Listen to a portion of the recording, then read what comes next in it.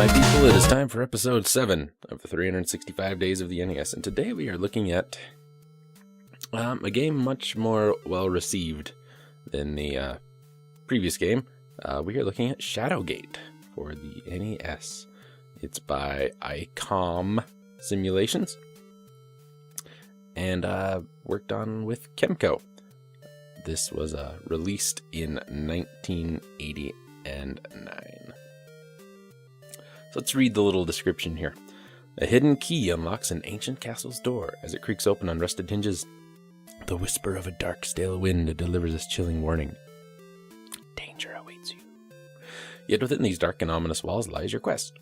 Welcome to the castle Shadowgate.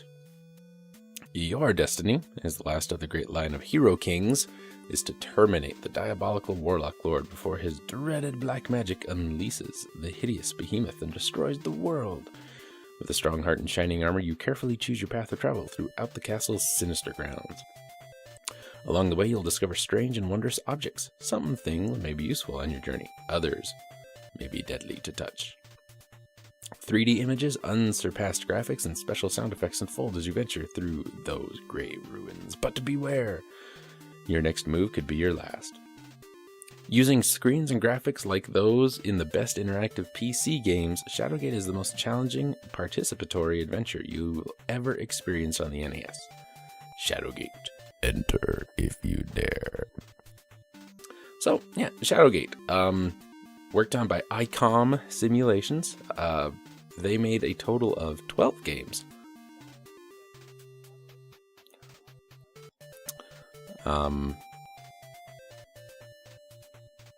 Made a total of 12 different games over the course of the Nintendo and Super Nintendo's lifespan. A couple of them they worked on other people with, but mostly was just developed solely by them.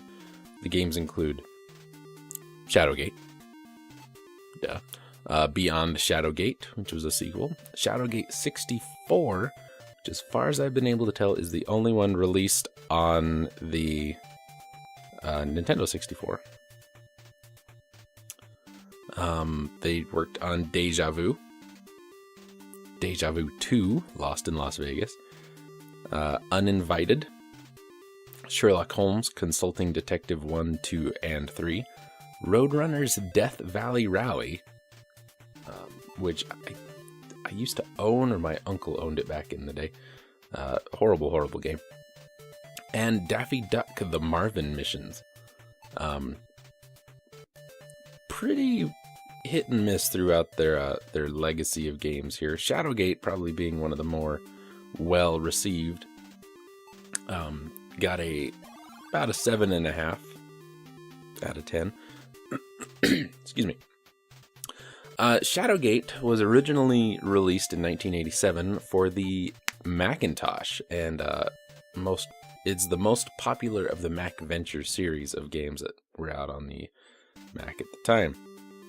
It was ported to the NES in 1989, and it wasn't super successful, but it was very popular.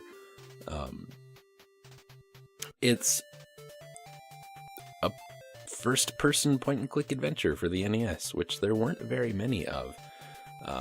However, most of the ICOM games, if not all of the ICOM games, were first-person point-and-click adventures. Deja Vu, Shadowgate, Uninvited being the three big ones on the NES. Level of difficulty is on par with some Sierra point-and-click games. Oddly enough, a Sierra point-and-click version, well, not a point-and-click version, there was an NES version of King's Quest V, which was pretty horrible. The game is a lot of fun. The music is moody and great. The graphics are really good. You can usually tell what something is by looking at it. There's been sequels to the game made. There's a Kickstarter. They're trying to raise $120,000 to put together a new version of the game. So, well, that was actually, I think the time for that has passed. Perhaps forever.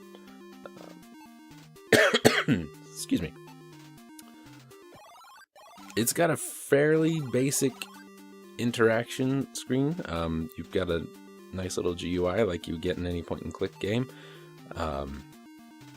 You can look, open, use things. You can leave. I think that's the equivalent of drop.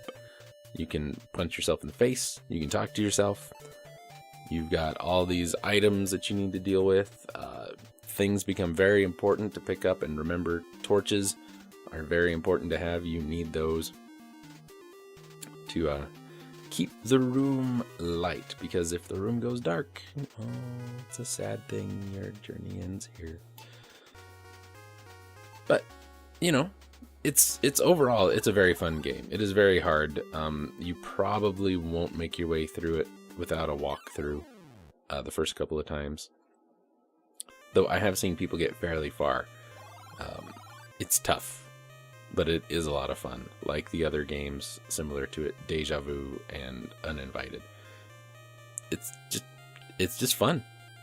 What else can I say?